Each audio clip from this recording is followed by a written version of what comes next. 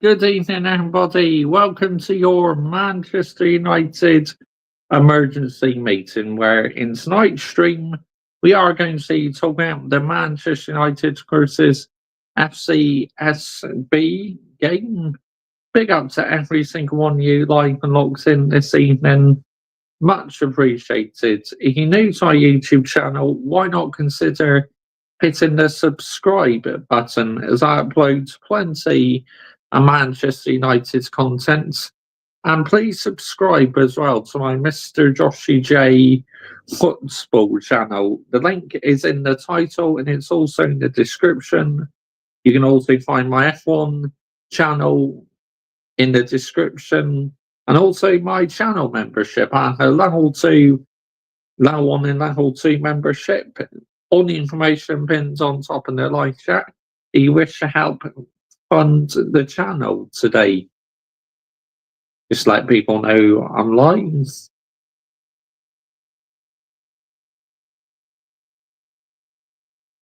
There we go. Post.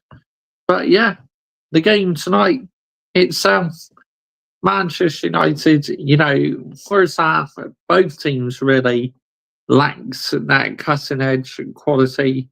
It was quite a poor first half. I mean, we had the majority of possession. Second half, though, was just really very relaxing, apart from when they hit the crossbar. Bender hardly had anything to do. So, in the end, good goals by Diego Dalot. Garnacho with the assist. Now, it remains very unclear about his future, whether he's going to be staying or going, Garnacho. But as a good assist by Garnacho, that really was Diego Dalot who put it in the net. Then the second goal, Kobe Mainoo with a good finish as well. So, yeah, in the end, light work in the second half. But I am not getting carried away, okay? I can just picture it right now that there'll be so many other content creators going, oh, Man United are back. Man United are cooking. We won 3 in a row. Get the fuck out of here. We won against Rangers, yes. We only got over the line against Fulham. And we made light work of the opposition tonight. So you really cannot read too much into it. I will enjoy this win, but my mind is already focused on the Crystal Palace game, because that Crystal Palace game will be a lot more trickier because, excuse me, Palace are a decent side, so that will not be easy against Crystal Palace, I tell you. They will make it a very, very tricky game for us. So, yeah, but I will enjoy the win tonight. But why are you never happy, Mr. Joshy J? You've just had a positive result, Mr. Joshy J. You should be happy. You should go down the pub, this and that. Well, I'm sorry to disappoint. I am not one of them content creators, okay? It just goes to show the authenticity on here, how authentic we are, where I put in the title, we are not back. This is no PR or anything. This is coming straight from the heart. I mean it. We are not back in business yet. So my advice to the other content creators is just turn it down a notch, yeah? Yes, we're happy your team won, but, there's going to be so many getting excited, and it's just like, I'm not one of them. But then you are one of the most boring content creators ever, then, Mr. Joshy J. Get out of here, man. It just goes to show how realistic I am. Even after we had a positive result, that I'm still very calm and relaxed at the end of the day. Because why should I get carried away? Because we've seen so many times these other content creators go, oh, Man United are cooking. Man United are back. Man United this is Ruben Amorim's army. Trust the process. No. We don't do any of that on here whatsoever. I will be the judge when Manchester United are back in business. Nobody else will judge me at all because only I can decide when Manchester United are back in business as a content creator because I will not be drawn into any PR whatsoever. PR in the bin. That's all I can say to it. 100%. Big up to every single one you like and locks in this evening. Much appreciated. Look, like I said, I'll enjoy the win, but not getting carried away one bit. We keep it calm on here, and so does my community. We just have a general chat about Manchester United, and we know for sure that it's no time to get giddy, honestly, because it's like we need to focus on the next game now. This game is now in the past. Now we move on to Crystal Palace on Sunday afternoon at 2 o'clock at Old Trafford. So, right, let's get to chat, shall we? Here we go. It's a very good result. Now we have to focus on our league performance. That's more important right now. But we are unbeaten in the Europa League. Premier League form has to be better. And that's exactly that, Denley 15. This is why, you don't hear me getting carried away at all. And it sounds like you're being very cautious as well, mate. I like that. Big up to you, Denley 15. Pick up Geezer. Apparently you're cooking and scary again. They are back. Oh, yeah. Yeah, it wouldn't surprise you, mate. You know what these other content creators are like. Hi. Hi to you, Zalday 914. More Rashford news if you're interested, Geezer. Big up. Yeah, far away. I want to hear what's going on with number 10, definitely. Because what is going on? No one fucking knows what's going on. But it still wouldn't surprise me if number 10 joins Arsenal on deadline day, to be honest. But obviously, since we sacked Eric Ten Hag, we have won every game in the Europa League and only drawn one, I think, so far, which is quite an incredible turnaround if you come to think of it, because we looked dead and buried. Serie A side Juventus have inquired about number 10 services. More PR waffle is, I guess. I mean, can you really see him going to Juventus? I can't. Not really, mate, to be honest. So, yeah, I mean, I just want it over and done with now. It's like, why do we have to keep going on about this? And, oh my goodness, see, that press conference yesterday, that was so jarring to listen to, honestly. It's like, why on earth do I react to them sometimes? But I react to them because I know you guys enjoy them. But personally, myself, I find them so annoying at times, these press conferences. They're full of banger mash waffle. Let's get the narrative right here, people. Yeah, just pure waffle. I hope our new signing, Dorgu, won't be on the bench. I don't want Shaw in that squad again. I mean, the thing is, then, League 15, like I said plenty times before, I honestly believe Luke Shaw has not been the same player since he had that broken leg. I really don't at the end of the day, which is unfortunate because he can be a decent defender, but it's clearly hampered him, hasn't it? Because to me, he's not quite been the same ever since. But, Manchester United, yes, job done in Europa League. But as Denley 15 just said, we need to improve in the Premier League. There are no excuses whatsoever. We have to improve because we know our position in the Premier League is nowhere near as stable for this football club's standards. Let's get the narrative right here, people, yeah?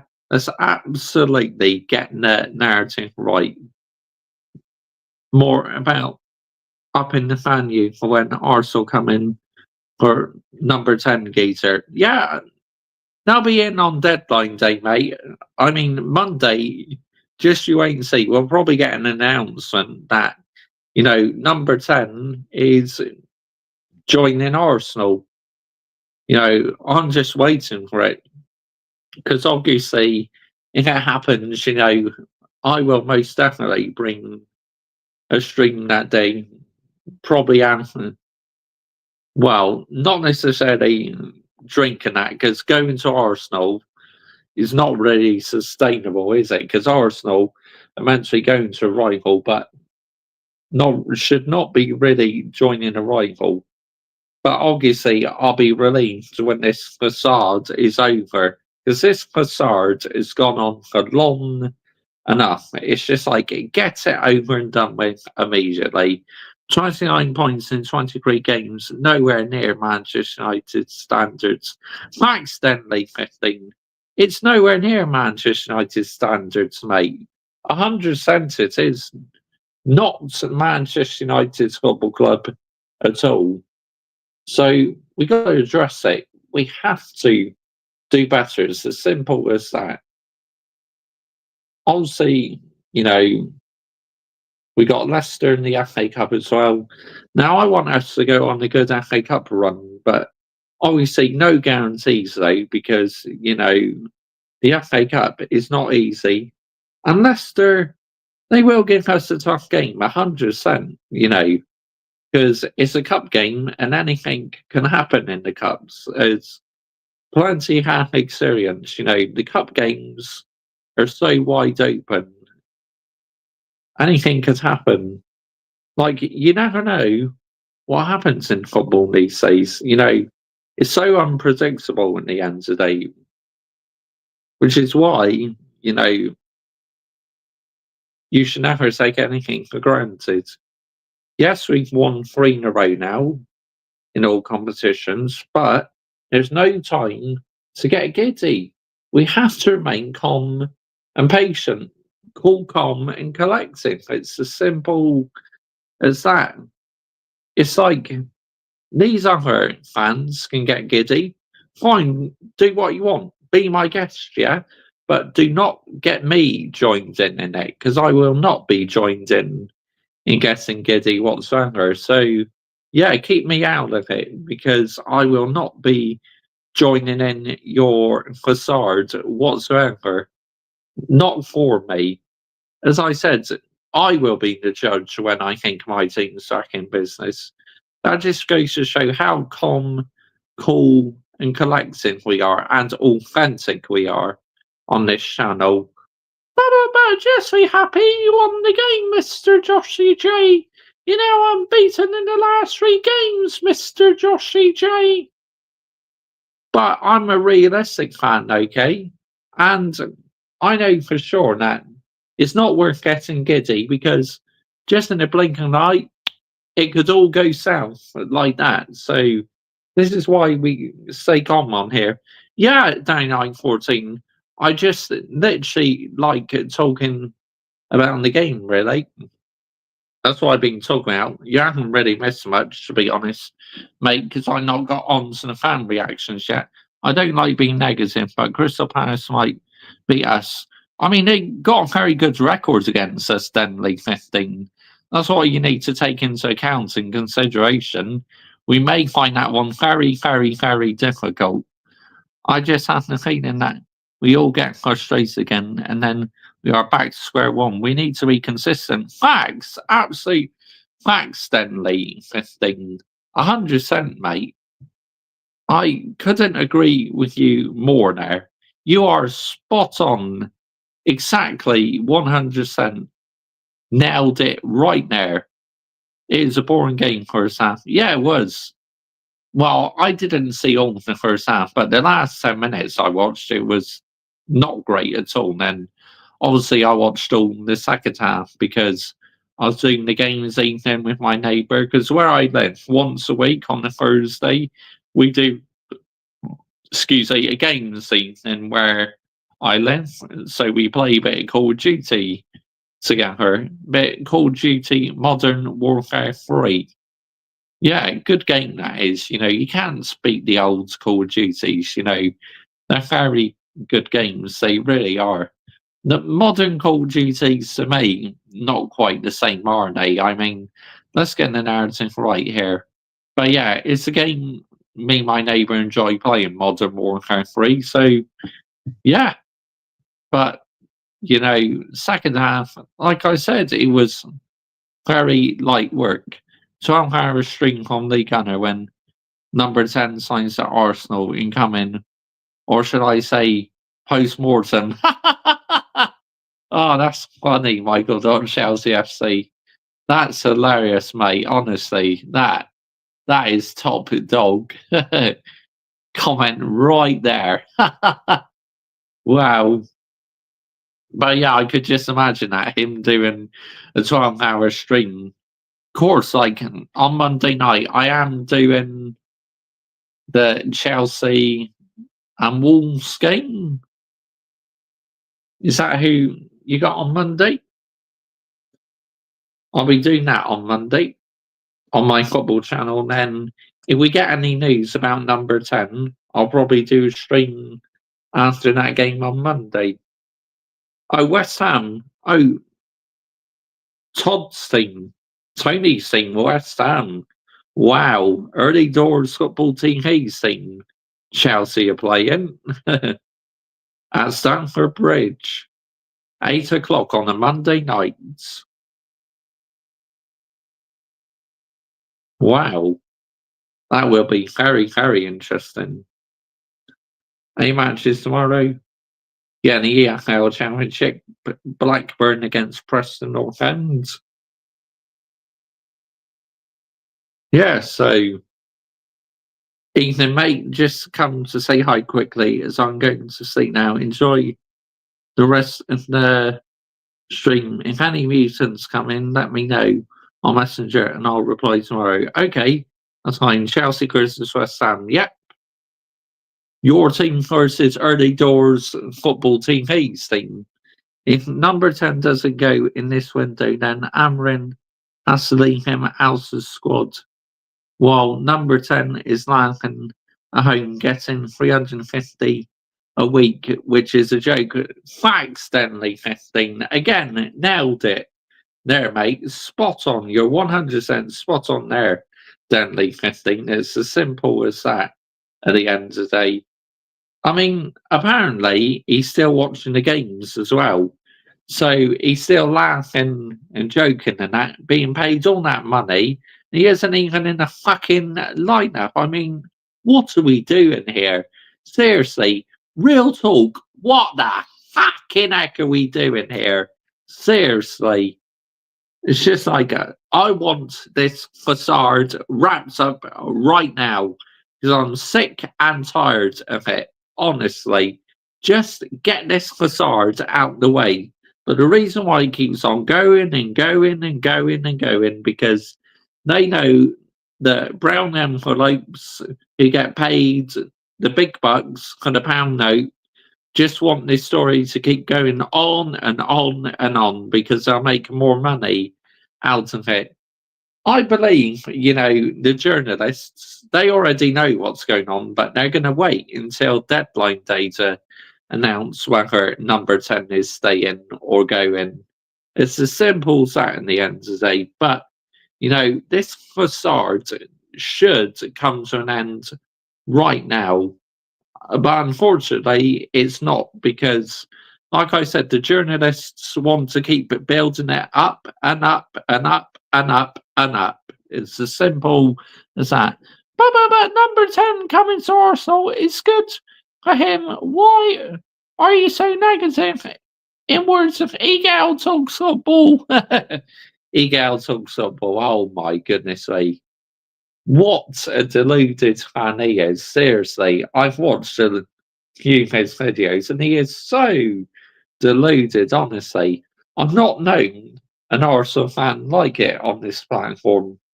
The words what comes out of his mouth for that. I mean, oh my goodness me, that is absolutely unbelievable.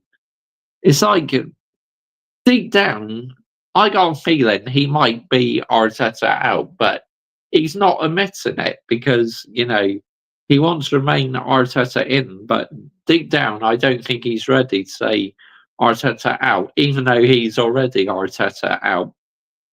Because, how many times have Lee Gunner and Egal had debates on stream, like heated debates, this and that?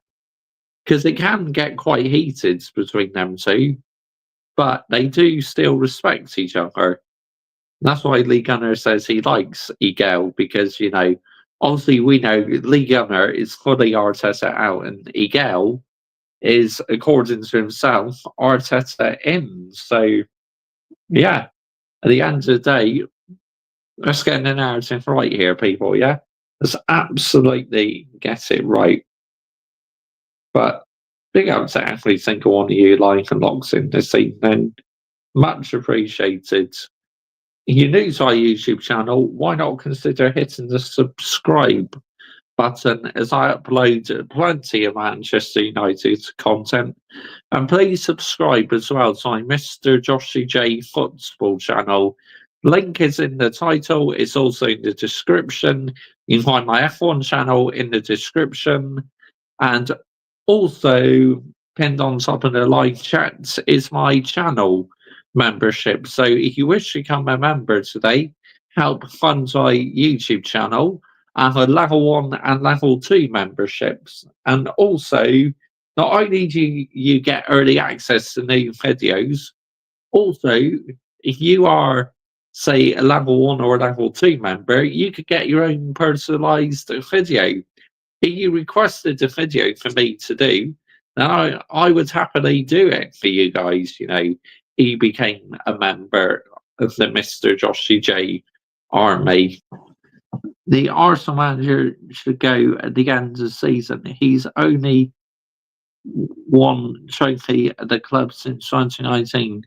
Eric won 2 trophies in 2 years, then left, and Arsenal still hasn't won anything. Yeah, I agree. It's madness, isn't it? Denley 15. But how many Arsenal fans have said, "Oh, trust the process, this and that"? No. Do not trust the process. It's like, call it out, yeah? But they're the fan base who started this trust the process nonsense. That it's not going to work with me, because I cannot stand to trust the process. So, it's PR bollocks. You know how very overrated it is to trust the process. It's just like, why would you say trust the process? Or ridiculous, man. Absolutely ridiculous at the end of the day. Let's get the narrative right here, people, yeah? Let's absolutely get the narrative right. Oh, trust the process, this and that. Get the fuck out of here. I would never go along with this trust the process facade. Mainu adds to 10. I've been saying it for ages. Big up to you, Kai. Good evening to you, mate. Thank you for joining me this evening, mate. That's a great finish as well by Mainu. And yes, I agree with you, Kai. He should be number 10 as well, mate. 100% he should be playing in the number 10, because last season, literally, he played in the number 10. And you saw how good he was last season. So, yeah, he should definitely be playing in that position a lot more often. Look like number 10 and Garnacho might not be going. How are you? Yeah, I'm good, thank you, Kai. Very well, thanks, mates. Ruben Amorim sees how he sees. If you don't want to play for Man United, then just leave. It's no problem. Yeah, exactly, Danley 15. I'm sick and tired of players being at this football club who only care about the pound note and not playing for the badge. So my message is pretty simple. You don't want to be at Manchester United's football club. You know where the fucking door is. Fuck off and get out of here. Pass and say, but, bosh. And close the door on your way out, yeah? Don't forget to close that door. It's like a good riddance, yeah? You will not be missed. Because I'm sick and tired of it, man, honestly. All I want to see is players playing for that Manchester United badge at the end of the day. But, they're not going to be playing for the badge, because all they care about is the pound note. when the ones who play for the badge, I want them to stay. But the ones who are not fighting for that badge, off you jolly well go. It's as simple as that at the end of the day. Because, as a fan for 25 years, why should I accept this? Because I won't. I do not accept mediocrity at this football club whatsoever. Because my standards are up to here instead of being down here on the floor. That's my elite standards. How long do you think it'd take Manchester United to win the Premier League? I think you're looking at really deadly 5 to 7 years until this team is sorted out. It's as simple as that. We are not competing for the Premier League title every season because the Manchester United standards should be competing for the Premier League title every season. Yes, you may not win the title every season, but at least give it a go every season, yeah? This should be the football club standards at the end of the day. Oh, Lee fans, Bella, it said Man United are back now. Oh my goodness, oh, wow. I mean, we all know she's in it for the pound note, mate. Seriously. Wow, unbelievable. That wouldn't surprise me one bit if she said that, to be honest, Michael. I mean, it just goes to show how all of a sudden a couple wins, content creators get carried away, but we all know why they get carried away. It's all done for design, all done for the pound notes at the end of the day. Probably got told to say that, or she doesn't know football. I mean, I don't think she's even a proper United fan, Emily 15. I think she's only in it for the pound note. She pretends she's a Manchester United fan and gets paid for it. I mean, no. I want true fans at Manchester United. It's as simple as that. Not one of them. No, people. It just goes to show that you've been a fan of football for 25 years. You understand the background in a football club. The problem is with new football fans these days, unfortunately, because of Twitter and that, the football clubs like to finesse fans with a load of PR, and that's what gets fans drawn into PR. But me, it's not going to work with me because I was born before the days of social media. I was born in 1992, so this is why you don't hear me getting carried away like other fans do, falling for PR. No, I am not one of them. We keep it real on here, people. We keep it authentic. So if you are a Manchester United fan who likes that sort of stuff, then make sure you are hitting the subscribe button because, it'd be great to hear from some more Manchester United authentic fans. There's plenty of these OnlyFans birds using football clubs to promote themselves on social media. Yeah, like at your football club, mate, Astrid Wex. I mean, my goodness me, what a Ronin she is. Seriously. I mean, we all know she's in it for the pound note. I supported United now 15 years. Oh, fair play. That's quite a long time, mate. Big up. I was 4, I'm now 18, and this is probably the worst I've seen from United in my life. Trust me, mate, I've been a fan for 25 years, and this is no doubt about it, the worst Manchester United team I've ever seen, mate. It's as simple as that. Probably the worst season in quite a while. Yeah, facts, absolute facts. Slosh pot wet. Yeah, exactly, mate. Exactly. But again, as Johnny Minerals says, I will do anything for pound notes because experience, we're not getting that. And it's like, what are Manchester United doing? signing all these young kids. It's like we need experienced players. I mean, at the end of the day, if it pays off, then I will give the football club credit. But can I see it working out? No, I cannot. But you know, like I say, in elite sports, you need a mixture of experienced players and kids as well. My point is simple. If you just had a team with kids, you get found out. If you just had a team of experienced players, you get found out. So you need that right balance and the right structure and the right culture to be successful in elite sport. So this is why I do not want Manchester United Football Club going down the same route as Chelsea by signing all these kids, because that would literally mean we are a Chelsea 2.0 at the end of the day, which that is the last thing I want Manchester United to be, is a Chelsea 2.0 at the end of the day.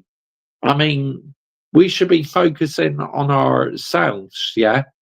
Not becoming a Chelsea 2.0, stop with this facade right now. It's getting so jarring, like signing kids and then sending them off for the pound note. I mean, it's ridiculous. This is crap. Uh, Jughead. Right. You are out of here faster for say but. Bosh, get in the bin, mate. Seriously. What? What are you on about? This is crap. Now explain more. Before I time you out, explain more how you're saying this is crap. In what way is this crap? And tell me, Jughead. We're just having a conversation about Manchester United. Before this season, about 2 seasons ago, Chelsea were like 12 or 11. Now, we're taking over. But they are building them for their future, Joshy J. Geezer. Yes, I do, mate. I've been a fan for 25 years. I've probably been supporting a football club longer than what you have. So, yeah, Jughead. You're out of here faster before you say but. Yes, exactly, Michael. Running in the live chat. There you go. You're out of here faster before you say but. Bosh. They pay for this. I'm out of here. No, we don't do anything for the pound note on this channel. What the fuck are you talking about? We keep it real on here. We don't sell out for the pound note on this channel. I'm not sponsored by anybody, so yeah, get the fuck out of here, mate. Seriously. But anyway, we will get on to some fan reactions in a minute. I mean, he's probably just someone who's new to football, and is another fan who's fallen for all the PR bollocks, I sex at the end of the day. Dear me. I mean, what are we doing here? Seriously, people. I mean, wow. Unbelievable. But anyway, get in the bin. Must be a Glazer minion geezer. Yeah, I can say, Michael. Facts, mate. Absolute facts at the end of the day. I think you find I know a lot about football at the end of the day, because I've been a fan for 25 years. Let's get the narrative right here. Just like these people do my absolute head in at the end of the day. But anyway, screw them, because I'm never going to change, We carry on being authentic on this channel. Don't listen to him. There's always one trying to ruin normal conversation. Yeah, fuck them, Denley 15. Couldn't care less, mate. I put them straight in the bin. And that's what I will do. I always put people like that in the bin, because I just don't have the time and day for them at the end of the day. So, Denley 15, you've been supporting the club for what, 15 years now? So tell me who your favourite players are, because I'm curious to hear what your favourite players are at the end of the day. So, yeah, I can give you example my favourite players. You know, well, hard to say from this modern Manchester United team, but you know, I can go through so many who I've liked during my time supporting Manchester United. You know, leave them on their small island geezer, about the same size as Papua New Guinea by now. Yeah. But obviously, my favourite players: Cristiano Ronaldo, David Beckham, Paul Scholes, Ryan Giggs, Gary Neville, Phil Neville, Roy Keane, Nicky Butt, Ruth Van Nistelrooy, Robin Van Persie, Wayne Rooney, and when he was one of us as well, when he was on loan and that from West Ham, Carlos Tevez. You know, I liked when he played good football, but obviously I lost respect for Carlos Tevez when he went to Man City. There's a few: Rooney, Ronaldo, Van Persie, Pogba, Zlatan, Bruno. Oh, you liked Pogba, did you? Unfortunately, I wasn't really a fan of him because I thought he's a bit of a greedy bastard, and I thought, you know, he wasn't really trying, and his career is in the shitter because obviously he got that ban in Italy because he got found guilty, didn't he? But you know, Van Persie, I never forget Van Persie. You know, literally scoring that goal against Aston Villa. I mean, that was absolutely unbelievable. The night we won our 20th league title, the last time we actually lifted a Premier League title that season. I mean, what a goal that was. Rooney was a good player as well. But the problem is with these managers, you know, who are ex-players, you know, Wayne Rooney, Frank Lampard, Steven Gerrard, they just don't have it in them to be managers at the end of the day, do they? I mean, let's get the narrative right here, people, yeah? Let's absolutely get it right, people. But, wow, unbelievable. Unbelievable.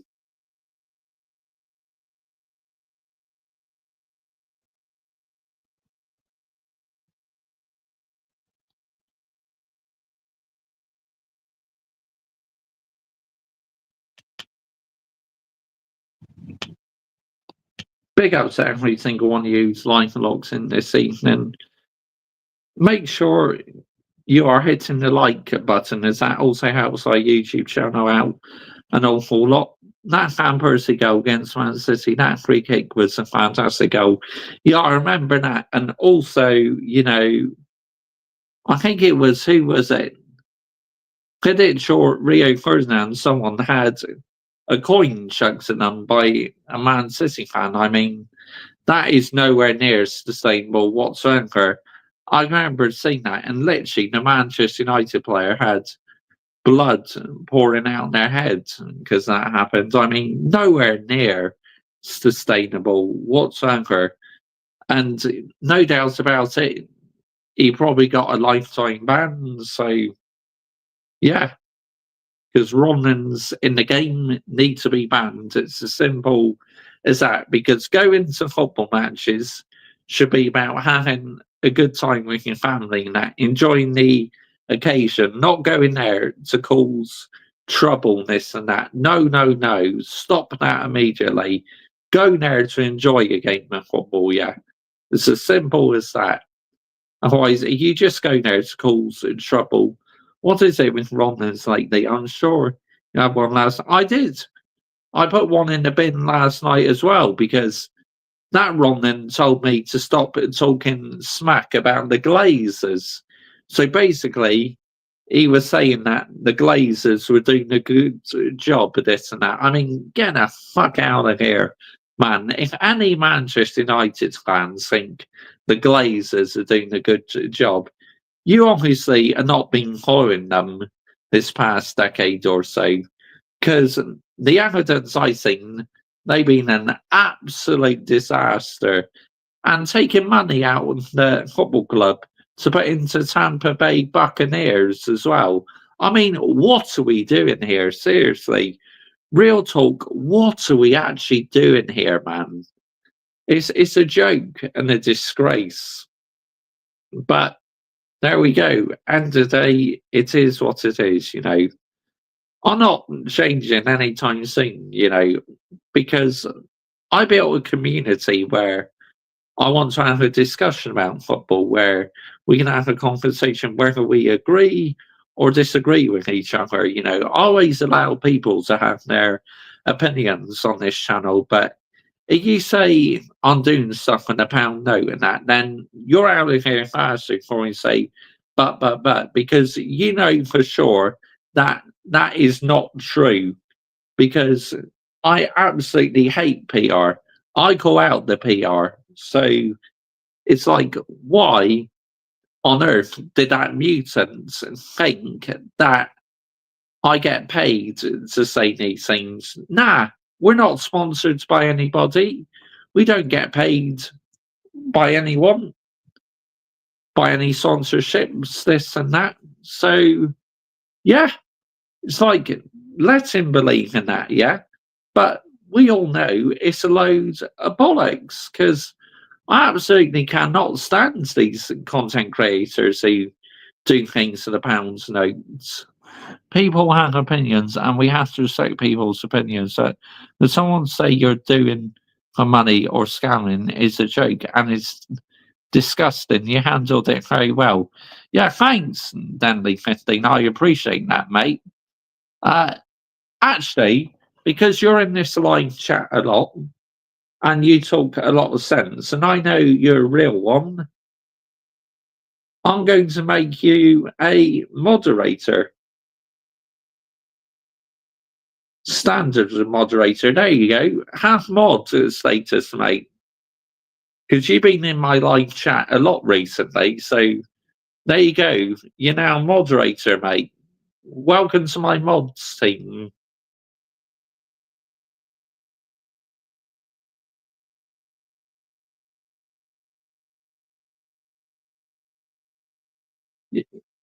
But at the end of the day, it's all part and parcel being a content creator. You're going to get people like these sometimes, unfortunately. Now people are going to grasp up this when heard Ahmad the next Messi. According to one content creator, he nicknames him the Ivorian Messi. I mean, Ahmad is good, but come on, man. He's no way in any shape or form the new Lionel Messi. No chance. But big up to you, Minerals FC. Thank you for joining me this evening, mate. I hope you're well. I hope your day's going good. And yeah, welcome to the Mr. Joshy J stream, as always. Good to see you on here. But yeah, now Manchester United have had 3 wins in a row. It's like all these people are literally going to be saying, oh, Man United are back, this and that. Cheers to the moderator. Really appreciate it. Support your opinions on the way. Cheers, mate. At Minerals FC, they already are doing, mate. Yep. It's like all it needs is a few wins, and then they'll be like, "Oh, Man United are back. Man United are cooking this and that." No, no, no, people. We are not cooking, okay? Because now we need to win a lot more games. Then maybe you and I can have a different conversation about it. But for now, the narrative remains the same. We remain cool, calm, cautious, and collective. There are my words right there. Cool, calm, cautious, and collective at the end of the day. Let's get the narrative right here, people, yeah? But, big up to every single one of you live and locks in this evening. Much appreciated. If you are interested in me talking about other football teams, make sure you are subscribing to my Mr. Joshy J football channel. The link is in the title. On that channel, I talk about loads of different football teams, apart from Manchester United. Bro, I'm blessed. Heard now that United are back and the defeat is around the corner. Yep. It's like, it wouldn't surprise me if we absolutely trip up against Crystal Palace because they got a good record against us. So if anyone thinks that's going to be an easy game for Manchester United, no way is it going to be an easy game. No chance at all. That's going to be real fucking difficult. Do you think we can win the Europa League or the FA Cup? Europa League, no. I don't think we're good enough to win that. FA Cup, yes. I believe we could win the FA Cup for a second year in a row, which would be absolutely fantastic. Because if we win the FA Cup, we go level on Arsenal with FA Cups. So that'd be absolutely amazing. But yeah, I think that's our realistic goal, is to win the FA Cup. The Europa League, well, never say never, but I'll be shell-shocked if we did. The fact that we were on the brink of elimination under Eric Ten Hag, Ruben Amorim's come in, and since then, FA Cup is winnable. I agree, Human Minerals FC. Unfortunately, your side are now out of it, aren't they, Arsenal? I think you're an Arsenal fan, aren't you? Apologies if I said that wrong, mate, but I'm pretty sure you're an Arsenal fan. But yeah, your team's out in the FA Cup, unfortunately. So, yeah. But we could win it, 100%. But again, we got to carry on playing well. Because if we come up against a competitive side, we could come unstuck in the FA Cup and easily go out, which I don't want us to go out. But at the end of the day, it's a possibility that could happen. Because the way it's just gone for us this season, we've won 13 Premier League titles and 13 FA Cups. We've been stuck on 13 Premier League titles. I guess 13 is an unlucky number. Well, you could be right, mate. You could well be right there, Denley, 15 at the end of the day. That's a very good point, mate.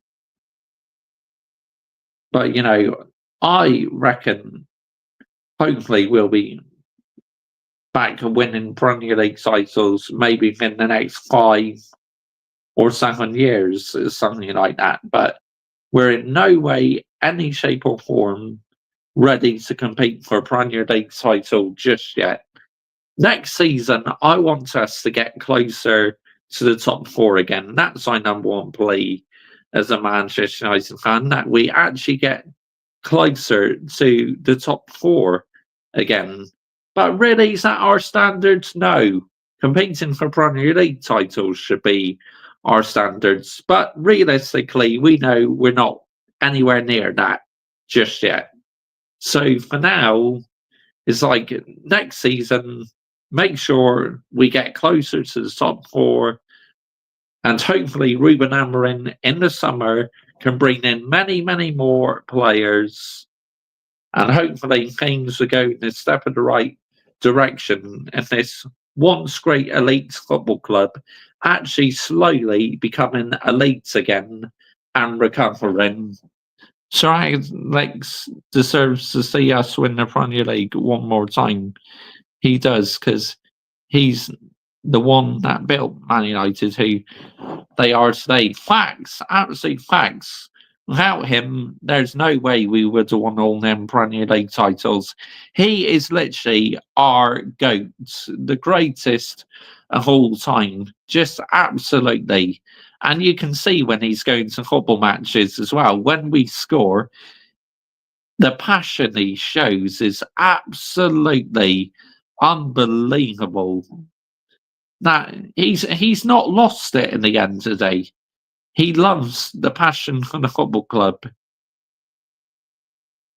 And I love fans like that who go to their games, get behind their football team, And, fair play to Sir Alex, he's in his 80s and still to be going to football matches is absolutely unbelievable at the end of the day. And obviously, I'm a Manchester United fan. My granddad's a Manchester United fan, so he's experienced many highs and lows. He even remembers when we got relegated in the 1970s when the late great Dennis Law, rest in peace to him, was the person who sent us down to the old second division for Man City when he's playing for Man City. So yeah, I mean, like as a fan, I've experienced highs and lows, and so as my granddad as well.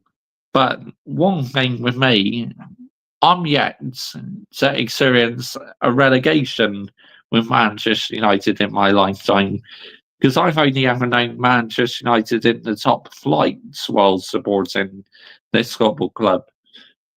I mean, I don't think we'll finish high this season at all, but do I think we'll be in danger of being in like a relegation battle? No, just how bad, others are doing. I mean, we've not been great. Tottenham are not been great. I mean, Tottenham have been abysmal.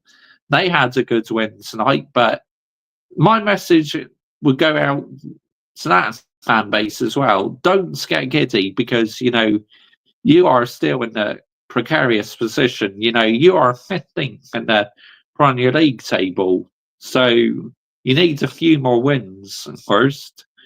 Yes, I know Tottenham have got injuries, but no way in any shape or form should they be 15th. As a supporter, we all go through ups and downs at the moment.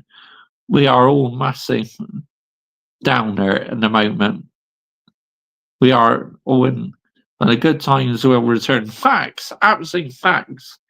It's a bit like, I'm not too sure if you watch Formula One, but my favourite team, Ferrari, in F1, literally in the early 2000s, they were dominating, but the last 15 years or so has been nothing short of a disgrace. But last season, we were actually elite again. We actually were competing for that title again, which I've been crying out for Ferrari to do for a long time.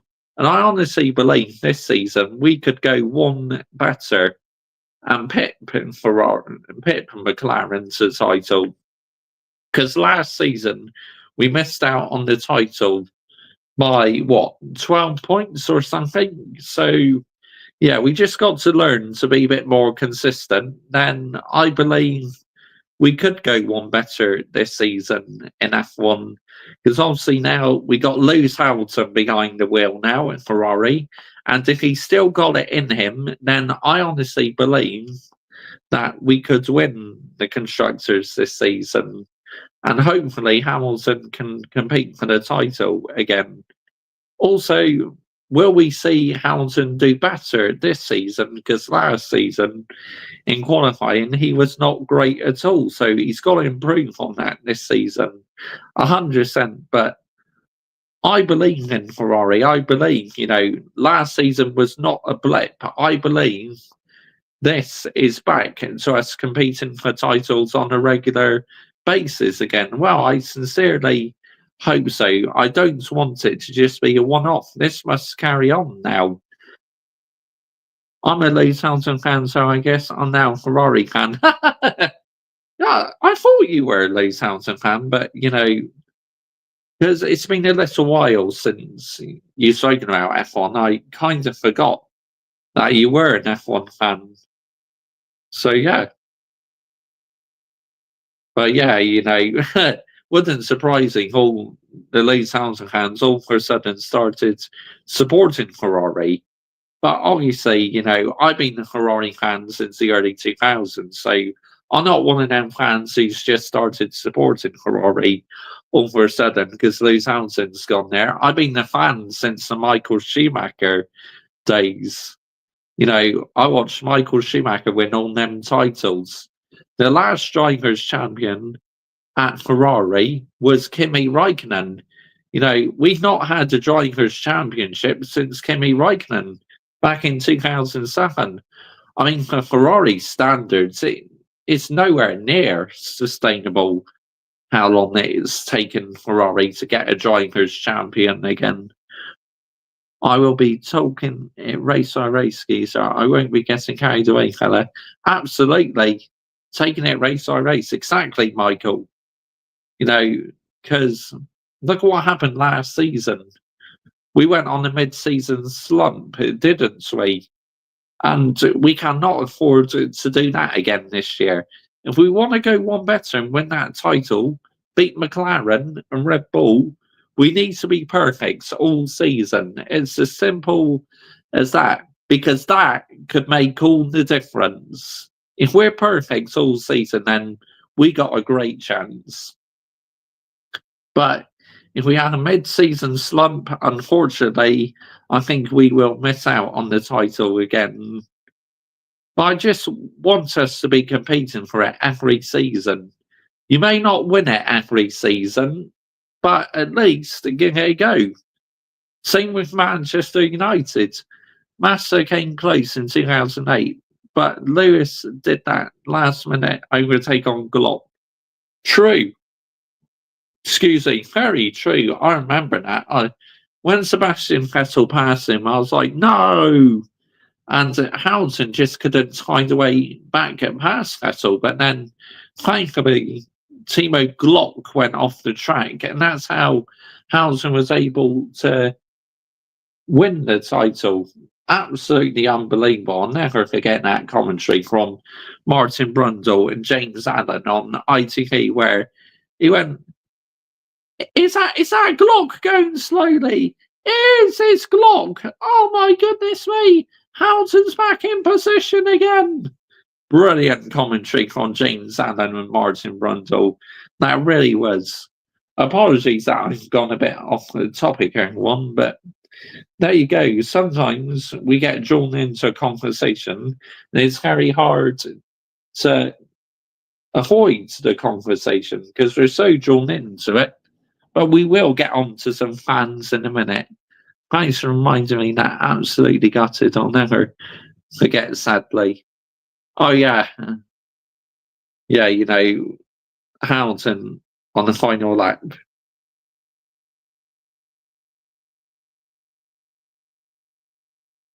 I mean, the way Ferrari were celebrating, thinking, oh, they've done it. They've won the title. And then for only Hamilton to get back into position must have been a real kick in the teeth for the Scuderia, honestly.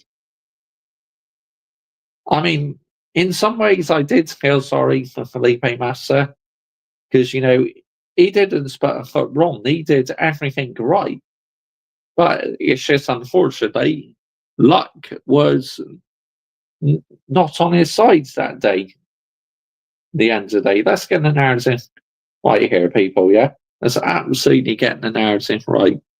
But big up to every single one of you who's live and logs in this evening. Much appreciated. Gosh, I've been nearly rambling on for an hour, so yeah, I think it's time to get on to some fan reactions now. So that'd be perfect timing. Probably listen to what Sunshine FC has to say, because she did a fan reaction earlier. And obviously, I've appeared on Sunshine FC's channel. Great YouTuber, she really is. Sunshine FC, where is she? There she is. So let's listen to her. Absolutely can't stand the clown for obvious reasons. Like, you must have been annoyed to McLaren, but surely you were happy for Lewis Hamilton to win the title. Nil Manchester United 2. Let's talk about it. All I have to say is you can definitely see a vision. When Amron first got here, he talked about how he wants us to see a vision and a certain style of play from him. And I think we saw the best look at that tonight. And I think the biggest part and reason why we saw that vision for Amron's style of play is because Kobe Mano was in the tin. I'm sorry. Like from now on, I don't want him anywhere else. Yeah, Kobe Mainu in the 10. He needs to stay in the 10 because he felt like at home tonight in that number 10 position. So we need to play him in that position every game now. No excuses, Ruben Amorim. Do it, yeah? Ah, Miss Sunshine, here she is. Yep. I don't want him anywhere else. He was superb with his passing, his crossing, his ability to move the ball forward. And it was just really nice to see Kobe comfortable and having fun and in being the Kobe that we fell in love with last year. I think you could definitely see that he was struggling a bit at the beginning of the season and trying to find his way. But I think putting him in the Tim and Amorim system is going to be where he shines. And that's clearly where he shined today. And he played really well with Ahmad when he came on as well. I would say the first half was a bit. Yeah, Mainu and Ahmad looks really good together. It's slow. I think the game should have finished 4-0. We missed some really big opportunities there in the first half, but we still got the W, obviously. And I think that Garnacho came on and played a really good game. You guys know I'm very critical of Garnacho, and I personally don't think he's good enough for Manchester United, but he came on and he was very solid, very, very solid. He was also providing a lot of opportunities to score, and he was being very creative. In the front, he worked well with Dalot today. I think Dalot had a really good game as well, which is nice to see because he hasn't been performing too well in those wing. Yeah, Dalot did quite good today. Signing gave Dalot that fire that he needed to realize I got to get it together or I'm not going to play, So it was just good to see. I thought that was just hard because I love seeing Garnacho play well. I love seeing Dalot play well. But the thing is, these players are so inconsistent. I can't bank on the fact that I'm going to see this effort in the next match. And to me, that's what I'm asking for from the players is if you perform like this, every game's different. You're not going to look exactly the same, obviously, but I need to see consistency. That's why I appreciate Mazraoui because I know, though every game's different, I know what I'm getting from him. I'm not going to question that. Same thing with DeLay. Oh, hi. Good evening to you, Six Gamer. Big up to you, mate. Thank you for joining me this evening, mate. If you're new to our YouTube channel, why not consider hitting the subscribe button as I upload plenty of Manchester United content. And please subscribe as well to my Mr. Joshy J football channel. The link is in the title to this video. And also, you can find it in the description. And also, my F1 channel's in the description as well. But big up to you, Six Gamer. Welcome to the Mr. Joshy J stream. Let me know which football club you support, because I'm always interested when new people come in the live chat. Which football team do you support? I've been supporting Manchester United for 25 years now, so be interesting to hear your opinion. Now I'm just listening to some fan reactions in the background. Donna is cheating on Fuzzy with Eunice again, geezer. Really? Oh, that's hilarious, right? And I can even say the same thing with Ahmad, right? Like he has off nights every now and then, but for the most part, So I'm hoping that putting Mainu in the 10 helps Garnacho play like this because he came on and provided the spark and the energy that we needed. Second half looked way more fluid for sure. And I think that's with the subs and all of that. So Bruno, I thought, was very controlled in that 8 position as well. So that was really nice to see. And we can continue to grow on this and then continue to bring in personnel that can help these positions grow and improve in the quality. I think we're going to be okay. More than anything, though, I'm just happy that we go straight to the knockout round and we don't have to participate in the playoffs. And I think Tottenham made it as well, if I'm not. Yeah, I'm relieved about that as well, that we don't have to go through the playoff phases, that we're straight through to the knockout stages. Mistaken. So it's really exciting. I will say, too, I think Malacia came on. He's very, it's funny because I feel like get Bruno, Garnacho, Martinez, Onana, Casemiro, Eriksen, Dalot, Shaw, Maguire, Højlund out. I mean, Garnacho, I feel, has potential. Martinez, he's a bit injury prone, but Casemiro, facts, I agree in that one. Ericsson, a bit past his best now. Yes, I agree in that one. Dallo, a bit hit and miss. Shaw, absolutely, I agree in that. Maguire, yes, not to Manchester United standards. Hoyland, yes, absolutely. Who is the person you're listening to? I'll show her to you. I'll show you her. I'll show you her channel. There she is. Sunshine FC. She's a Manchester United fan. Yeah, she's a great YouTuber. Go and show her some supports. You support Man United. That's good. Yeah, I support them as well. Ossia came on and he's had some good games, right? But I feel like him and Hoyland, the kind of ball players that they are, I just feel like that they're a little too rough for our system that we're trying to implement. If, for lack of a better way of explaining it, Hoyland, he looked better, but he's still not that. He's just not going to work, I don't think. And I think Malacia too, he had some moments where he just looked very uncomfortable and like, I don't know. Again, it's one game. You know, you take it one game at a time. I'm not saying Malacia needs to leave or anything. Maybe he does. I don't know. But you can slowly start to see who's going to fit, who's not. And that is why. Flags, Six Gamer. 100%, mate. This summer, we should buy top players. No more overhyped Anchorage rejects.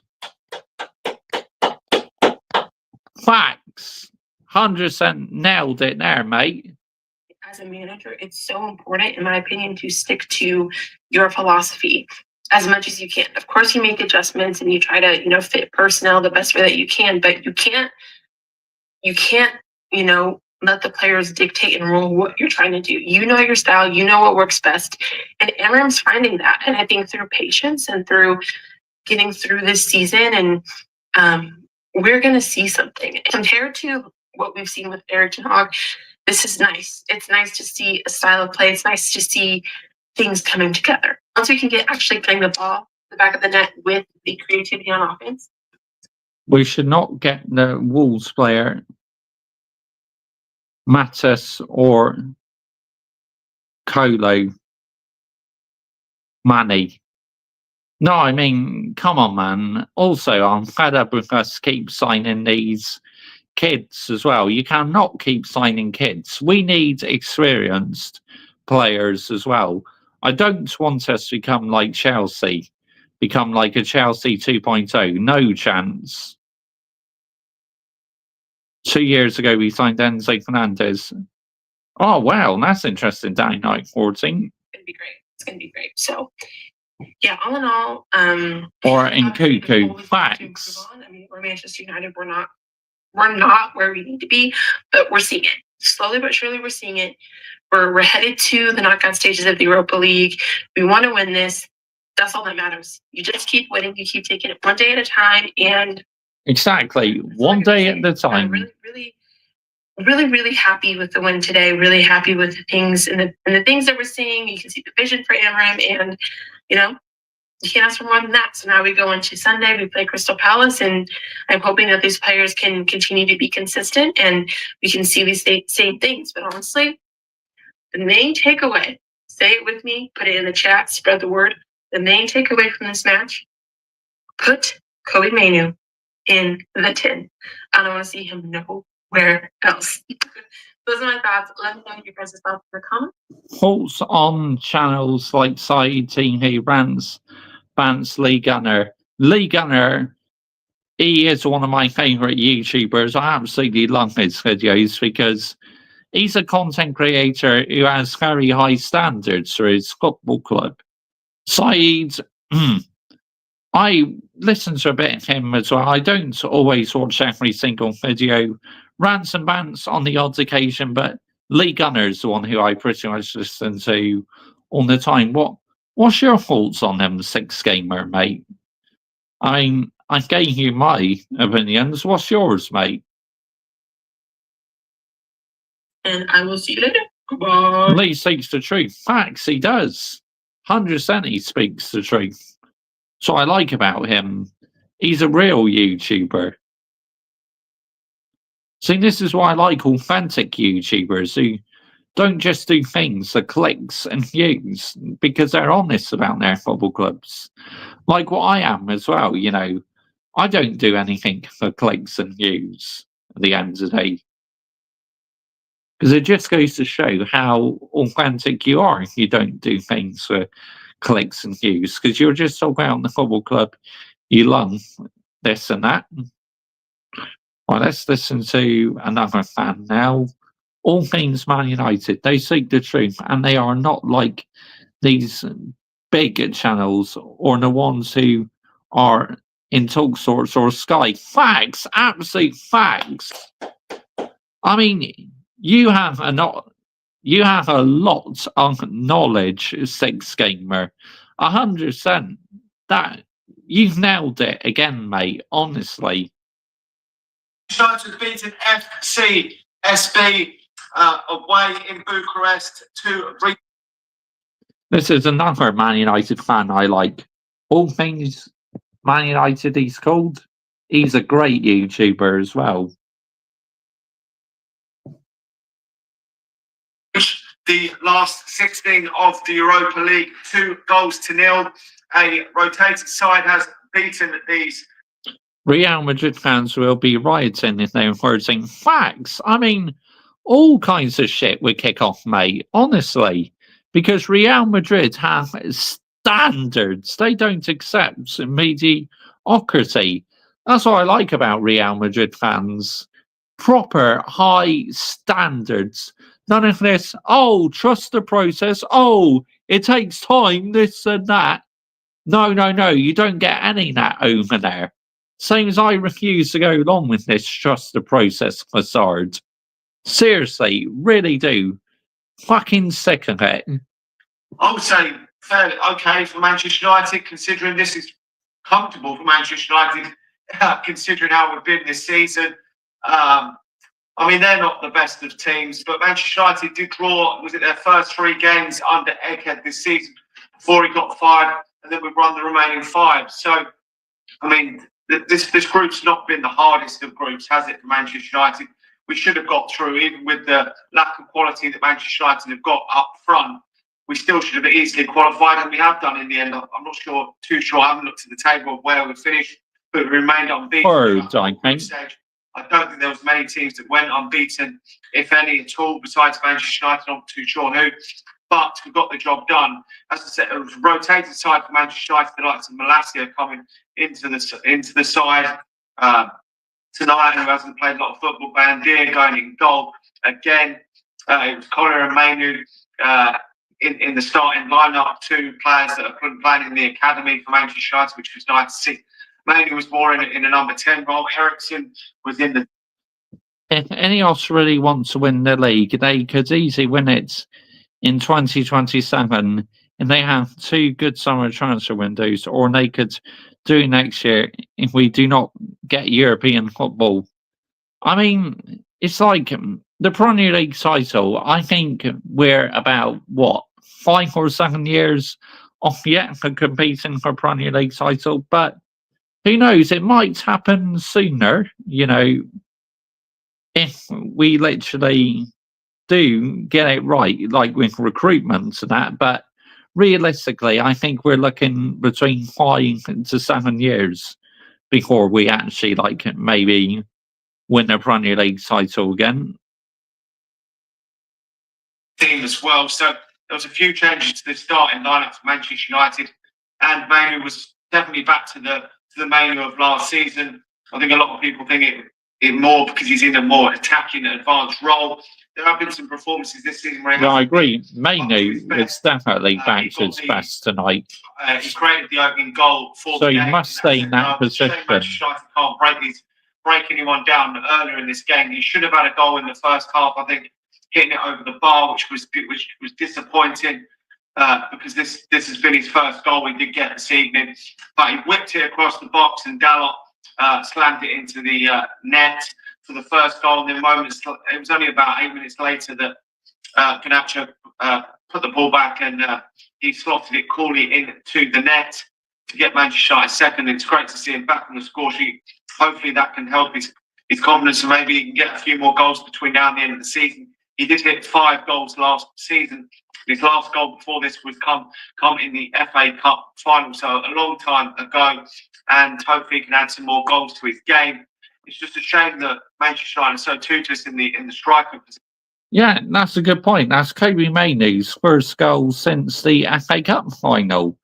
Gosh, long time ago now. Up front, because you're relying on players that don't generally score many goals for Manchester United. Dalot and Mainoo again, we've seen that a lot. I mean, Martinez at the previous game against Fulham getting the goal. We need to get some forwards scoring goals. We need to get them strikers scoring goals. Rasmus Højlund again, no goals. Xerxes come on, obviously late on, so couldn't really get enough in it. I mean, Garnacho's missed a good chance as well in this game. A forward player hitting the woodwork.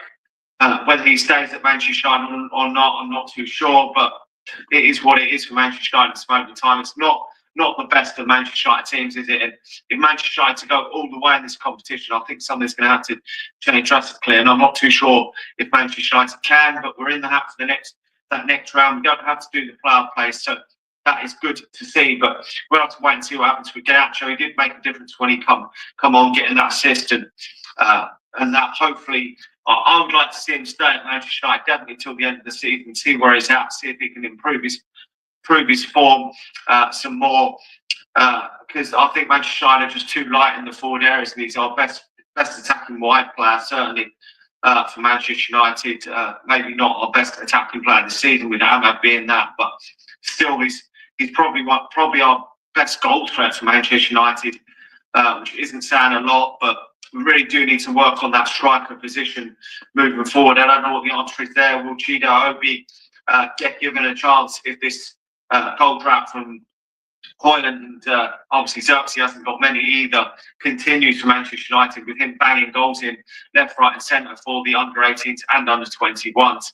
Maybe putting him on the substitutes bench now and again, bringing him on for 5 or 10 minutes wouldn't hurt Manchester United in the slightest. We've seen a lot of players. Ethan Nwaneri at Arsenal has been getting the chance. Mickey Moore has been getting the chance, and both have scored this week in Europe for Arsenal and Tottenham respectively. So they're only both 17 years of age. So would it hurt him to be given the opportunity in this Manchester United team at this moment in time? He knows where the back of the net is. His hold-up play seems to improve massively. I wouldn't be too surprised if he's not along the substitute bench in the coming weeks. But it's just great to get the win for Manchester United. We move on. Mainly was obviously, for me, man of the match. It was interesting to see that he did make all 5 substitutions this evening. He said he wanted to rotate the side. He made some substitutions at half time. I don't know if he wanted to change it to try and get a goal to win the game off. We didn't have to win the game though in this game, so I'm not too sure why the substitutions were made at half time. I didn't think we really needed with that. It was that much of a urgency to go out there and secure the 3 points in that manner, but he did, and Manchester United got on and got the win. So I'm pleased for that. Anyway, smash a like on the video, subscribe to the channel if you're new, and I'll talk to you all again soon. See you. Yeah, I agree. As always, all things Man United does talk a lot of sense. You know, who should we listen to next? Oh, we gotta listen to my number one content creator for Manchester United, Flying Pig United. You gotta listen to his reaction. His watch it on highlights.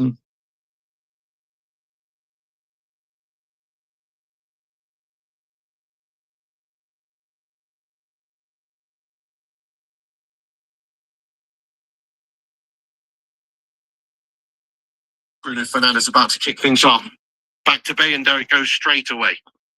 Bayender then looks to hoist one up the pitch and does. Methodical stuff, but we're totally camped in their half here, just playing it around, looking for those openings, slow, methodical, but with a bit of purpose here. You know, at least we're actually all up there taking the ball forward, keeping on of it. United, this is, it's a bit Pep Guardiola-esque at the moment, but it's nice. It's better than usual. Better than usual, this, guys. Better than usual in terms of his first 5 minutes of the game. Oh, shit! Oh, my God! Fucking hell, guys. They've nearly scored, haven't they, guys? Fucking hell, they nearly scored. The ball over the top there from the free kick from deep. Big chance for United. Lovely attempt there by Kobbie Mainoo. It was almost Gazza-esque, guys. Gazza in the 96 Euros when he's done the Scots and just knocked it over the defender's header. Got around the other side. Tried to volley it off on goal, but unfortunately, it's not quite worked out the same as Gazza's chance. Oh, man. Nice chance again. Kobbie Mainoo just fires it over the top of the crossbar. Nice play again by United, cutting them open down the left. The Maguna and this just so poor to Lloyd Godwin. Oh, it's boring, isn't it, mate? This is a sharp fest so far. But I'm pretty sure second half will do. It is so far. Second half, though, hopefully Ten Hag's... Sorry, hammering. Oh, wow, that's a bit of an epic fail there from you, Flying Pig United. He's not our manager anymore. Ruben Amorim is. Oh, well, we all make mistakes. Has got the... Hopefully Amorim has got the fucking frighteners up in half-time here and they come out better second half. Sorry, old habits die hard, guys. You know what I mean? Oh, Garnacho fed in. He's got onto it. Alejandro! Garnacho! Oh, no! Unlucky lad. Almost a dream start from him. Fuck! He's just rounded the defender, put the ball around the goalkeeper, but he's just hit the outside of the post. It was a nice run. Yeah, that was unlucky. 2 minutes to midnight. Oh, shit! Oh, my goodness me. Who struck that one? Good attempt. Was it Dallo? Was it Bruno? I think it was Fernandes with a great attempt from distance. He's rattled the woodwork. It was Bruno Fernandes. Almost scores a long-distance screamer. Yeah, that's a good effort as well. About to the way. Nice quick corner for United on the right. Good chance. Yes, get in there, my son. Fucking have it. Diogo Dallo taps it into the back post. Excellent football there by Kobbie Mainoo. He's checking his pulse. He is alive. He is alive. Get in there, my son. 1-0 to United. Come on. Lovely stuff. Nice goal there. All from the Bruno Fernandes shot, really. It's come out the other side, gone for a throw, and we've taken it very quickly on the right side. And a lovely right place, right time there, Diego today. And Dallo's there to tap it in. It's beautiful. Who's played the pass? I think it was Mainoo, wasn't it? It was a lovely, lovely ball, actually, whoever's popped it in there. And Dallo with an excellent little tap in at the back post. Great goal. Let's go. Come on, United. 1-0 up. Kobbie Mainoo, yes, it is Kobbie Mainoo. Excellent pass, that is. Just ask the question in that space. Perfect delivery. That's exactly the ball you want to attack at the back post, isn't it? Overlapping, etc. Oh, shit! Oh, shit! Oh, my God! Eliaga there! Shot on United's goal! Hits the underside of the crossbar, bounces on the line! Some question marks over whether or not it crossed the line. Holy shit, bounces away. The headed rebound there is well wide, thankfully. But crikey, what a shot from distance! Yes! Get in there, Kobbie Mainoo! Fucking love it! Side foots it in there. Was it Garnacho with the assist? 2-0 to United. Come on! Get in there, my son! Positive, good second half this one, guys. Come out. Those subs change the game, mate. And we've absolutely fucking tucked them up here. 2-0 to United. Kobbie Mainoo side-footed past the keeper there, who's doing his best Andre Onana impression in the goals. And it's a lovely goal. Kobbie Mainoo slots it past. Like, come on! Get in there, my son. 2-0 United. The games are good. Oh, okay. Here's Alejandro Garnacho. Alejandro Garnacho. No, oh, lovely, Bruno! Oh, no! Bruno Fernandes shot just wide. Would have been a fucking lovely goal. Alejandro Garnacho, what a back heel. What a back heel. What vision. Garnacho absolutely cooking here in the second half. We will win the Europa. Well, you know what, Manib? We can do, mate. I think we're going to win it as well. Genuinely, I think we're going to win the Europa as well. I'm not even kidding around. Why not? We're one of the best teams left in it, definitely. Why not? You know, where our league form is shite, our league table at the moment, you know, it's awful. We can't really do any. I mean, we could win the Europa League, but I just feel we'll come a bit unstuck if we meet a very competitive side. I just feel it's a bit of a tall order, to be honest. But if we win it, then great. Happy days. Thing in the league, all of our focus really does need to be on winning that Europa League, in all fairness. I mean, obviously it's going to be tough, but that needs to be our focus. We have to try and win that. We really have to try and win that, because if we do, then obviously we get Champions League football. It's a trophy, but it just sorts our season right out. It would literally save our season if we won the Europa, wouldn't it? Big time. So come on, United, we can do that now. We're going to fucking win the Europa League, mate. There's the final whistle. Get in there, United. Have some of that, you bunch of fucking complete Romanian farmers. You have Ah, Flying Pig United never disappoints, man. been weird, you have been measured, and you've been found to be a bunch of bang average moles. We've just done you up, HSBC, you bunch of bankers. Fucking habit. Come on, United, though, no. Just joking around. Good game to you, Romanians. Yeah, Flying Pig United, what a legends, man. I just love him, you know. Right, let's have a quick listen to what side Team Higginson's saying. So I'm very interested to hear. No doubt about it. He's probably going to be very excited, isn't he? Getting all giddy, carried away. But I'm still curious to see what he's got to say.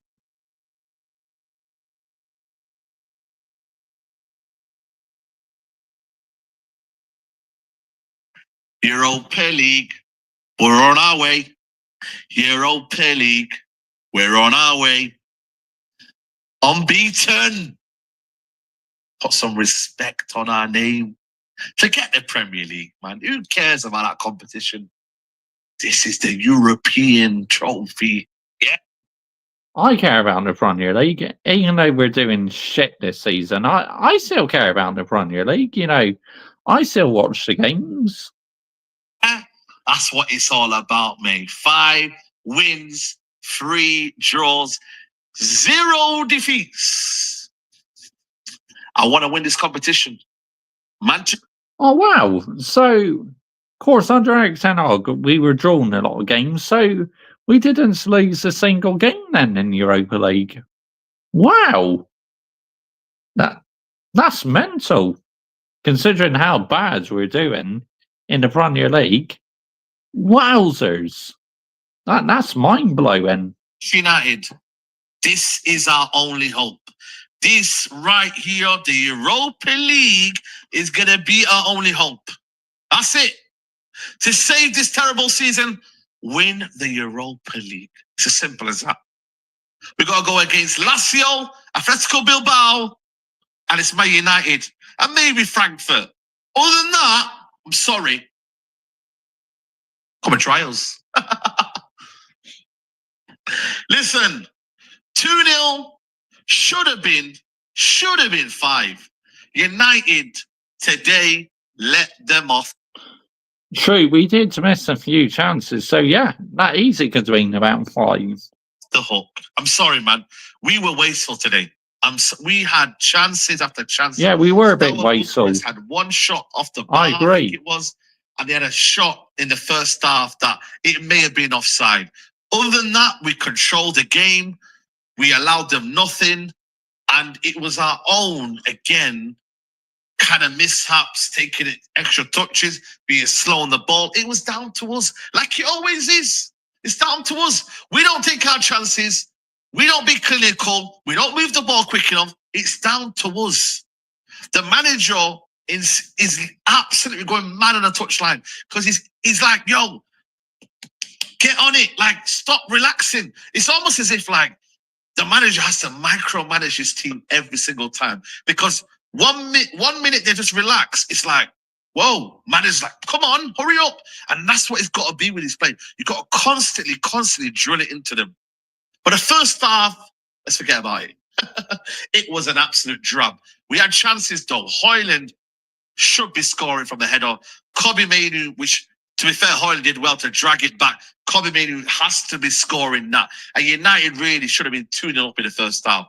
But it didn't. But the second half, the introduction of Garnacho especially, and you've got to give him credit. We always criticize Garnacho, but you have to give Garnacho credit. He changed the game a little bit, added a bit of dynamism in there, a bit more.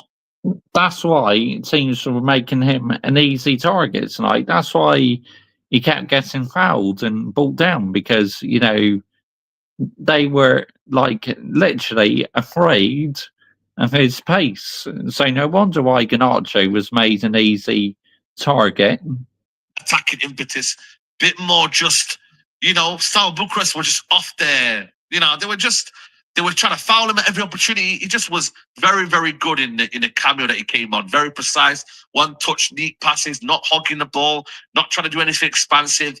He got his assists as well, but he was very, very, for me, integral in that second half in the way we played. But I want to talk about Kobbie Mainoo. I've been saying it for long. Kobbie Mainoo is a 10 in this system. Kobbie Mainoo is not a 6 in this system. Kobbie Mainoo wants to get on the ball. He wants to be productive. He wants to get on the half turn. He wants to play in behind. He wants to have a feel of the ball. He's not someone that wants to run around constantly. Kobbie Mainoo in the 10 today, I thought for me was excellent. His timing of the runs, his little link-up play, the goal was excellent. The assist, like everything about him today was excellent. Honestly, it was absolutely excellent today. To find Dalot on that side again in that 10 role, to be there in the box for the goal. Like he thrives on just being there. He's more himself. He's more direct. He just enjoys being in that position, and he's not a number 6. We don't want to see Kobbie Mainoo running around like a headless chicken. He's not that channel runner. He doesn't like to be the box to box. He wants to be in and around that area and cause havoc and cause a bit of problem. That's where he thrives. He was a striker. Then he said he was a 10. And now in this position here, Kobbie Mainoo is a 10. I'm sorry, we have to get this in, because right now we're seeing a team that, for me, is lacking any sort of attacking impetus in that final third. There's nothing. It's generally dry.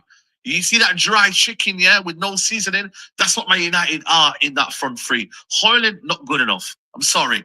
Eriksen, that 10 role, not good enough. When Amad Diallo come on and Garnacho, it's a little bit better. But that's not the standard. Oh, big up to you, Adam. Good evening to you, mate. We need more people that are going to do something in them 10 role. It's a privileged position. The wing back roles, we need more. Hi, Josh, mate. So good to see you, mate. Good win for Man United last night, Josh, mate. Yes, it was, Adam. You know, second half, it was very light work, mate. My mind, though, is already focused on the Crystal Palace game. That's going to be a much more difficult test against Crystal Palace. Malacia, not good enough. Dalot, he got his goal today, but I thought overall, not good enough. Like, we need more. Dogu is going to hopefully come and save not only just our plan, but our direction in terms of actually trying to go at teams, keeping them pegged in, keeping them going. Like, we need to do more going forward. Like, I just think we're just so static. We're so, we're just kind of readable. It's too easy to read. If you get Dogu now, you get someone in the yes, I have had Diallo there, but you get 2 10s that occupy that little central area. I hope you have as well. They took in as inside forwards, yeah. Obviously, you need a striker in there, but we look a bit more threatening. Today, like I said to you, Garnacho should have scored. Bruno should have scored. I mean, Mainoo should have got another one in the second half. We had chances to win that game more and more. But like I said to you, this Europa League, by the way, we could be playing in the next round, in the knockout stage, Real Sociedad, Galatasaray, AZ Alkmaar, or Midtjylland in a round of 16. But you know what, man? Bring it on, man. If you want to play the best, you got to beat the best, man. So for me, I ain't worried. I'm going to respect teams. I'm not going to, do a madness. But what I'm saying is this competition suits Man United. It's not the Premier League where it's 100 miles an hour and they press you late. Yes, I had a good day, mate. I had tea and my sisters tonight, Josh, mate. Oh, nice, Adam. Get away with doing a few mistakes. Lovely. An iconic goal. You can get a fortune, you can get a lucky break in a round where you play an easier team, then you could go on and go on and go on. Like, Man United have got to focus now. This Europa League is where it's at. The Premier League is dead to me. It really, really is dead to me. This is where it's at, guys. And if we get people playing, get our team now evolving, that's 3 games and a bounce now. Can we go to Palace now and get another one? Can we? Are we going to do that? Is this Man United team now going to get the head in the game and start playing now? Build momentum, please, United. You've got a little bit of a run now, 3 games now. Okay, it's not been pretty, it's not been the most glamorous to watch, but we're now getting results. And the manager spoke about getting results first. And that's what Man United need to do today. I don't think it was a bad performance today. I thought it was controlled. I thought we had chances. Like, just because the opposition don't bring anything to the game doesn't mean you have to look at your own team and be like, oh, let's criticize. Like, we don't need to criticize. Like, we honestly need to be a team that gets better as time goes on. Can we go and get Matthias Tell? Can we get an option on that left-hand role? But today, like I said to you, I thought Garnacho's impact was good. You know what I mean? And I don't know if that's added value. You know what I mean? Especially Chelsea fans that are looking out there. Does it add value to what we've got? I don't know. But today I thought it was lively in terms of just she's been now out playing it around unfortunately. and trying to get on in every single moment. You know, so that's only a good thing for us. We need Garnacho to be playing well if we're going to sell him. We need Garnacho to be playing well regardless, because there isn't options. Højlund, oh my God, man. I don't know with Højlund anymore. I really don't know. We've been scammed 72 million, but it is absolutely draining to watch, man. Doesn't hold up the ball well. I thought he did all right today in the first half, but second half he was fading away. He went to his shell. He started getting bullied. He started looking like, I don't know, man. And then he tries to have a shot, drag shot, went wide. I feel for the guy, man, but he's out of his depth, man. Like, he's meant to be having 5 goals in the Europa League, but I look at the goals and I'm like 2, and then there's 2 there, and then it's like, I don't know for him anymore. This team cannot be relying on Højlund to be the source of goals. You know what I mean? Xerxes doesn't get goals. Yeah, that's nice, Adam. Brings up a little Very bit nice, mate. qualities, but we need to be doing better. We need to be doing better up front, man. It's alarming. It's tragic, but you know, it's the reality. You know what I mean? Like, United has spent 100 million on Xerxes and Højlund, but more so Højlund for 72 million. 72 million, and what does he offer? You know, he should have scored in the first half. He didn't. You know, what do you do, man? What do you do with the Højlund? What do you do with him? Let me know in the comments, seriously. But please, win this Europa League. Give us something to work with, man. I'm begging, man. I need to be in that Champions League. I need to be in it. Thursday nights. This is time off, man. Don't need to be chilling on Thursday night. You know what I mean? It's date night. This is one. I want to hear the champions. I want to hear that. Don't want to hear Europa League. Please. United. Come on. Amorim. Please. But all in all, positive. Let's build the momentum. Take care. Like the video. Subscribe to the channel. We're out. Peace. Yeah, actually being quite sensible there, because I was a bit concerned whether he's going to be getting all giddy and carried away. But 3 wins in a row is a positive, but it's no time to get giddy, you know. We are not back in business yet, people. We need to remain cool, calm, cautious, and collecting. It's as simple as that. Right, let's listen to what Ruben Amorim's got to say next.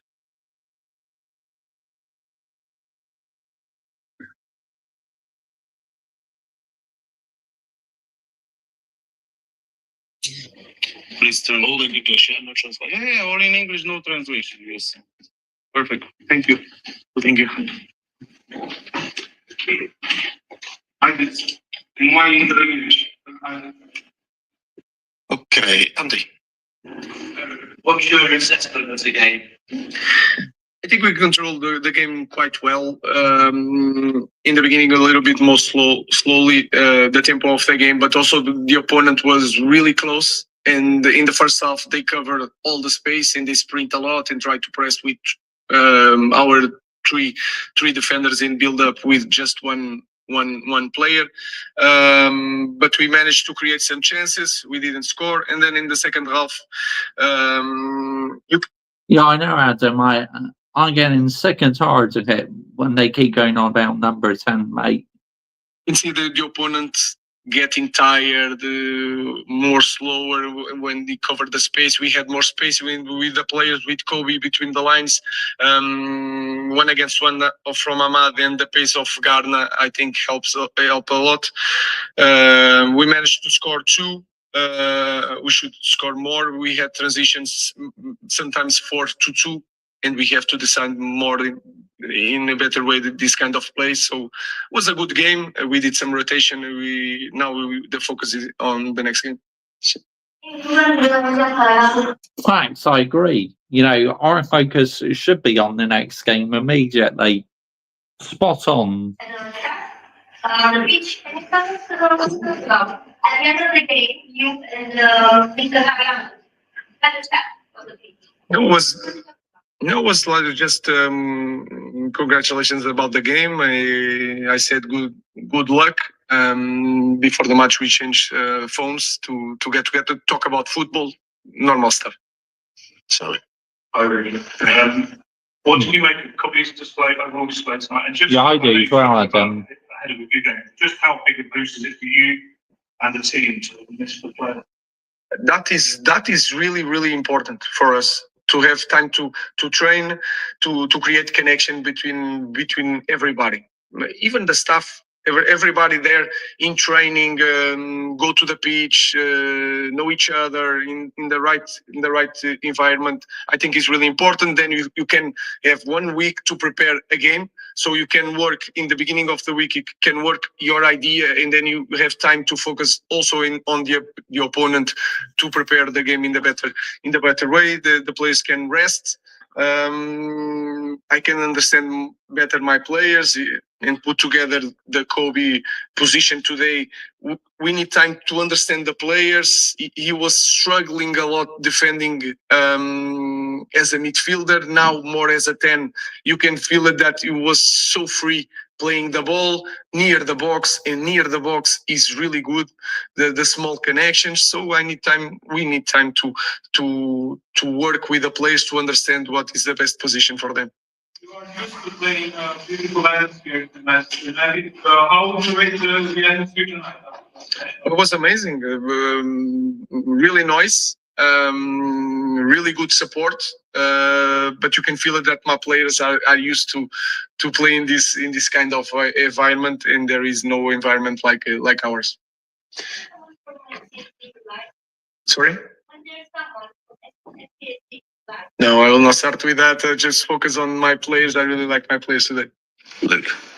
Good. Do you think you played well enough? You're unbeaten in the group stage. You're easily the only team in Europe who've gone through both the Champions League and Europa League. Do you think you're playing well enough to be considered one of the favourites to win? No, I don't see a big difference in the way that we play, and we can. But today we had more time to think.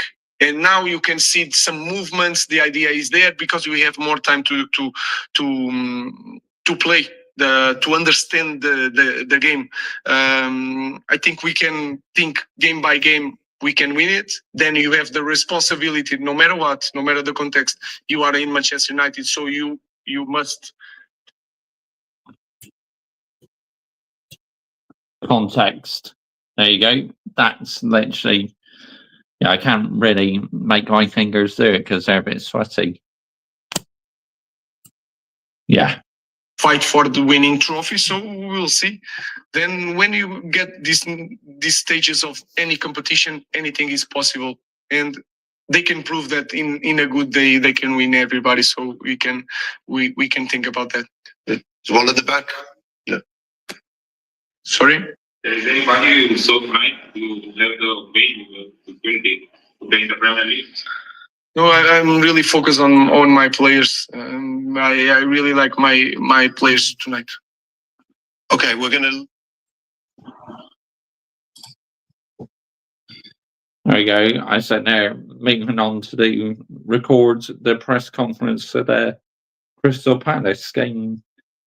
But yeah, he said he loved the players tonight. I mean, they did put in a good shift tonight, but what you got to take into account and consideration is the opposition, where Crystal Palace will be a much more tougher game. 100%, that is going to be bloody difficult. But, you know, if we play well, then who knows what might happen. You know, we could hope for that they pick up all 3 points. Well, we'll soon find out, because, you know, the thing is, you don't know what you're going to get with these players, do you? Because you don't know what mindset and attitudes they have. This is the problem, at the end of the day, isn't it? We just don't know what the mindset is from the players at the end of the day. Let's get the narrative right here, people, yeah? Let's absolutely get the narrative right. Right, let's have a look.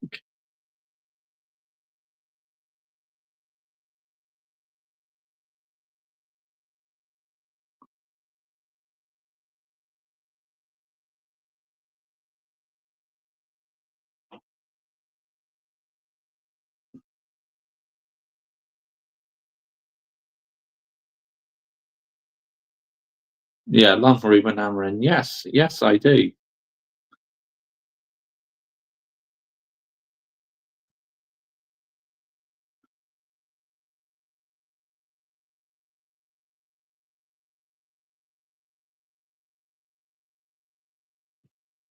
Just have a look at something quickly. Yeah, let's see who's live. Lee Gunner's still live. So yeah, let's go with Lee Gunner, shall we? Say big up to every single one of you who's been live and locked in this evening. Much appreciated. We are going to redirect to Lee Gunner now, so make sure you put in his live chat, Mr. Joshy J. Raid. Thank you all so much for watching this evening. Big up to every single one of you. And big up to a new person who we had in the live chat tonight, Six Gamer. Big up to you as well. Great to meet you tonight. And thank you all so much for watching. It's been a fun stream. It really has, And we put a mutant in the bin. And let's carry on supporting Manchester United. But my advice is let's remain cool, calm, cautious, and collecting. Thanks for watching, everyone. Good night.